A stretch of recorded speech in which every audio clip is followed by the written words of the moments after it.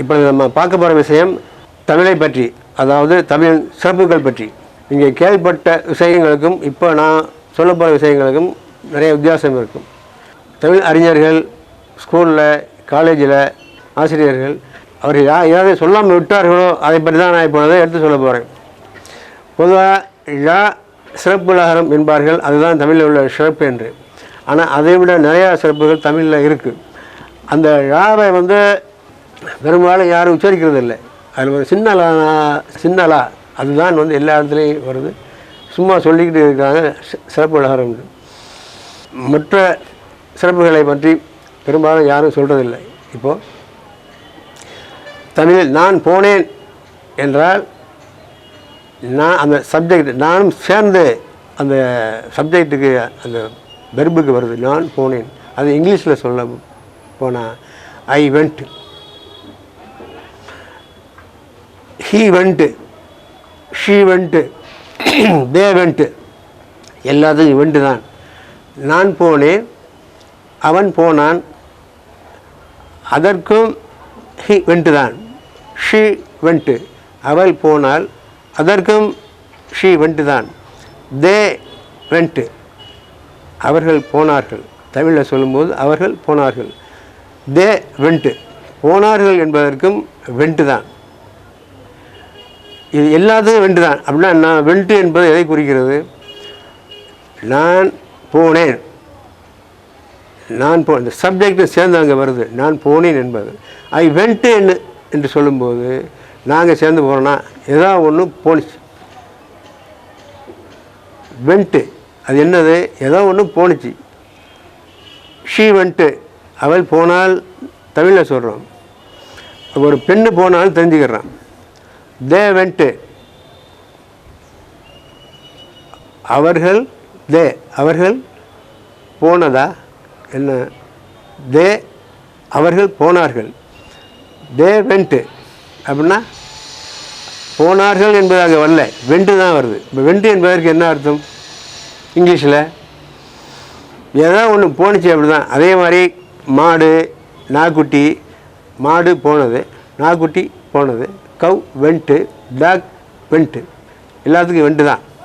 ஒரு bus vent, car vent, அதுக்கும் வெண்டு தான். நம்ம தமிழில் அப்படி சொல்ல முடியாது, சொல்ல மாட்டோம். ஏன்னா போனது ஒரு மாடு, அது போனது, அது அகிரிணை. தமிழில் உயர்திணை அகிரிணை என்று இருக்குது, அங்கே அது இல்லை. இந்த சிறப்பு பெரும்பாலும் ஸ்கூல்லலாம் யாரும் எடுத்து சொல்கிறதில்லை. நானும் பெரும்பாலும் பல இடங்களில் பார்த்துருக்கேன். நிறையா சிறப்புகள் இதையெல்லாம் சொல்கிறது இல்லை. சொல்லாமல் நான் தமிழில் தினமணிய செந்தமிழ், முதல்ல தோன்றிய மொழி, இப்படி இதுதான் அரைச்ச மாவு அரைக்கிற மாதிரி அரைச்சிக்கிட்டே இருக்கிறாங்க. இப்போ போனான் என்று வைத்துக்கொள்வோமே, அந்த போனான் என்பதற்கு பாருங்கள், நான் போனேன், அவள் போனாள், இந்த மரியாதை அங்கே வருது, இந்த சப்ஜெக்ட் அங்கே வருது. ஆனால் அங்கே இங்கிலீஷில் வரல. இங்கிலீஷில் என்னென்னா போணுச்சு, என்ன போணுச்சு, ஏதோ ஒன்று போணுச்சு, அவ்வளோதான். நாய்க்குட்டியா, பன்னிக்குட்டியா, ஆடா மாடா மனுஷனாமா, அந்த வித்தியாசமே கிடையாது, ஏதோ ஒன்று போணுச்சு. தமிழில் போனவர்கள் யார் என்பதை சொல்ல முடியும். போனாள் என்றால் போனது ஒரு பெண்ணு, போனார்கள் என்றால் பல பேர் போயிருக்காங்க. போனது என்றால் ஒரு மாடோ, ஒரு ஆடோ, ஒரு பஸ்ஸோ, ஏதோ அகனை போயிருக்குன்னு அர்த்தம். இப்போது ஹீ வெண்ட்டு, அவன் போனான், போனான் என்கிறோம், அதுக்கும் வெண்ட்டு தான். அப்போ கம் தமிழில் வாங்குகிறோம். வாடா, வாடினா இங்கிலீஷில் எப்படி சொல்கிறது? வா, ஓகே, கம் வா. வாடானா எப்படி? கம்டாவா. இந்த அழகே, இந்த சிறப்பு அங்கே இல்லை, இங்கிலீஷில் இல்லை. வாடா வாடி என்ற தமிழில் மட்டும்தான் சொல்ல முடியும், வேறு எந்த லாங்குவேஜையும் சொல்ல முடியாது. அதுதான் தமிழுக்கு உண்டான சிறப்பு. ஏன்னா இது முதல்ல தோன்றிய மொழி என்பதனால இந்த மொழியிலிருந்து மற்ற மொழிகள் இந்த மொழியிலிருந்து மற்ற மொழிகள் அனைத்தும் இதிலிருந்து தோன்றியதன் காரணமாக இங்கே உள்ள சிறப்புகள் அங்கே போகல. ஏதோ பேசுகிறது மட்டும் போயிருக்கு, உப்பு சப்பு இல்லாத வார்த்தைகள் மட்டும்தான் போயிருக்கு. அல்லாது அதனுடைய தன்மை, இயற்கையான தன்மைனா இங்கேயே தமிழ்லேயே நின்று விட்டது. அதனால தான் இப்போது போடா போடி போங்க, அது இங்கிலீஷில் போதான், போங்கன்னு சொல்ல முடியாது, போதான். வா, வாடா, வாடி, வாருங்கள், வாரி, வாரும். இந்த வாரும் என்ற வார்த்தையை எடுத்துக்கொள்ளுங்க. அதாவது மரியாதை கொடுக்காமலும் இருக்கின்ற இதுக்கு இடைப்பட்ட வார்த்தை அது இந்த வாரும். இப்படி இங்கிலீஷில் சொல்ல முடியுமா? வாரும், வாரும் என்று தமிழில் மட்டும்தான் சொல்ல முடியும். அது வான்னு சொல்லாமல் வாங்கன்னு சொல்லாமல் இடைப்பட்ட ஒரு இது வாரும். இந்த அழகு, இந்த சிறப்புலாம் தமிழுக்கு மட்டும்தான் இருக்குது, ஆங்கிலத்தில் இல்லை. அதோட வாரீர் சொல்ல முடியுமா? சொல்ல முடியாது. வாருங்கள், வாதான். இந்த சிறப்பு இல்லை. மெயினாக சாதாரணமாக கோபத்தில் பேசணும், படா அப்படின்னு. இப்படி இங்கிலீஷில் சொல்ல முடியுமா? படாண்டு முடியாது. கெட் அவுட், வெளியே போ. அதான் போடாங்கிற வார்த்தை இது தமிழுக்கு உண்டான சிறப்பு, எந்த மொழியிலும் கிடையாது. ஈவன் அரபியில் கூட சொல்ல முடியாது. தால், தால்லாம் ஒரு அதான் ஆண்பால். வா, தமிழை பயன்படுத்துகிற மாதிரி வா, வாடி, வாங்க, வாருங்கள் இப்படிலாம் அரபியில் பேசவே முடியாது. தால் ஆண்பால், பெண்ணுக்கு தாலி, பெண்பால் தாலி, அது பெண்பால், அவ்வளோதான். தால் தாலி, ஆண்பால் பெண்பால். அது தாயாராக இருந்தாலும் சரி, யாராக இருந்தாலும் சரி, மனைவியாக இருந்தாலும் சரி, அக்கா தங்கச்சி யாராக இருந்தாலும் சரி, தாலி தான். அது மாற்றி இது தமிழ் மாதிரி ஒவ்வொருத்தருக்கும் வா, வாங்க, வாடி, வாமா இப்படியெல்லாம் அங்கே பேச முடியாது. தமிழில் மட்டும்தான் இந்த அழகு இருக்குது. அதாவது இயற்கையிலேயே மனித தன்மைக்கு உறவாடக்கூடிய ஒத்துப்போன அதை உயர்த்தி பிடிக்கக்கூடிய ஒரு வார்த்தை என்னென்னா தமிழில் தான் இருக்குது. வேறு லாங்குவேஜ்லாம் இல்லை, வேறு எந்த மொழியிலும் இல்லை. அங்கே ஜித்தாவில் எனது ஓனர் மொழி என்னென்னு கேட்டார். அப்படின்னா செந்தமிழ் அப்படின்னு சொன்னேன். செந்தமிழ், செந்தமிழில் அவன் செந்தமிழ், ஸ்வீட்டர் தென் ஹனி அப்படின்னு. அவன் பெரிய கில்லாடி, லண்டனுக்கு 17 தடவை போயிட்டு வந்திருக்காங்க. அவங்க ஒரு வெள்ளைக்காரையை கட்டி கல்யாணம் பண்ணிட்டு கொஞ்சம் நாள் வச்சு வந்துட்டு டைவர்ஸும் பண்ணி விட்டுருக்காங்க. அந்த ஆள் அவர்கிட்ட சொன்னேன், செந்தமிழ் அப்படின்னா தமிழுக்கு உண்டான சிறப்பு. தேனி மினிய செந்தமிழ், ஸ்வீட்டர் தென் ஹனி. அது எப்படி நீ ஸ்வீட்டர் தென் ஹனி அப்படிங்கிறா? அது அரபியில் சொன்னால் அந்த்ரோத், நீ போனா. அதையே தமிழில் சொன்னால் அவன் போனான். போனான் என்பது அங்கே வருது, இன்னும் அடுத்தவன் போனான் என்பது. ஆனால் அரபியில் வரல, அந்த்ரோத், அவ்வளோதான். அவன் போனான் அல்லது நீ போனாள், அவ்வளோதான். தமிழில் அவர் போனார் சொல்கிற மாதிரி அரபிலையும் சொல்ல முடியாது, ஆங்கிலத்திலையும் சொல்ல முடியாது. இந்த சிறப்புகள்லாம் தமிழில் தான் இருக்குது. மலையாளத்தில் அதை பாருங்களேன்.